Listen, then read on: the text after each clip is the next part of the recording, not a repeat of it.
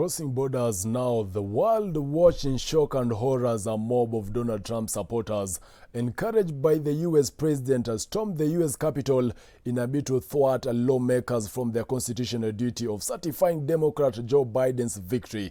As Lincoln Wambugu explains, here is how a day of unprecedented chaos unfolded in Washington. At this hour, our democracy is under an unprecedented assault, unlike anything we've seen in modern times.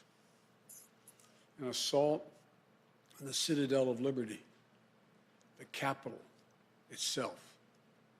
We had an election that was stolen from us. It was a landslide election, and everyone knows it, especially the other side. It should have been one of the most straightforward days of the U.S. presidential transition, with Congress certifying Democrat Joe Biden's victory, a procedure so routine it usually merits little, if any, news coverage.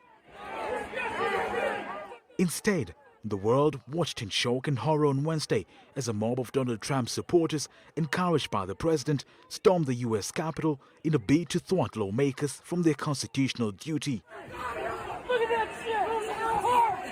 World leaders and governments continue to express shock and outrage at the storming of the U.S. Capitol in Washington by supporters of President Donald Trump. Former President Barack Obama blames Donald Trump and Republicans for the attack of the U.S. Congress, calling it a moment of great honor and shame for the United States. German President Frank Walter denounces the attack at the heart of the American democracy after storming of the U.S. Capitol by supporters of Donald Trump in Washington. Nur von allein passiert das nicht. Wir sehen die Bilder vom Kapitol, aber wir vergessen. This was an attack at the heart of American democracy, an attack that has cost the lives of 4 people. The images have shocked us and showed us how vulnerable even the oldest and the most powerful democracy in the world is. Heute auch an uns alle.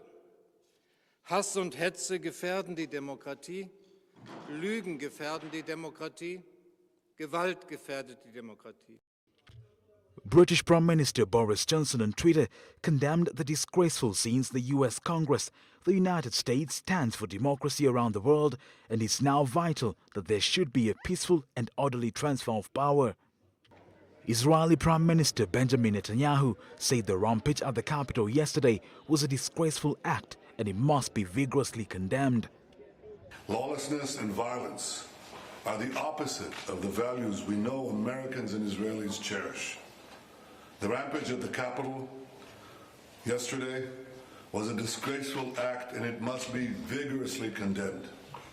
I have no doubt that American democracy will prevail. It always has. According to French President Emmanuel Macron in a video posted on his official Twitter account, he says what happened today in Washington is not American. I just wanted to express our friendship and our faith in the United States.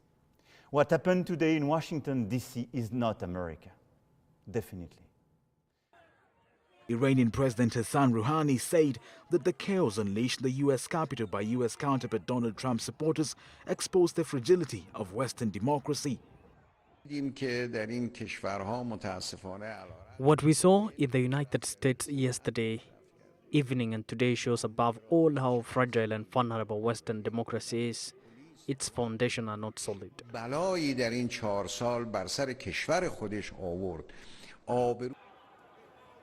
Lincoln Wambugu, Switch TV News.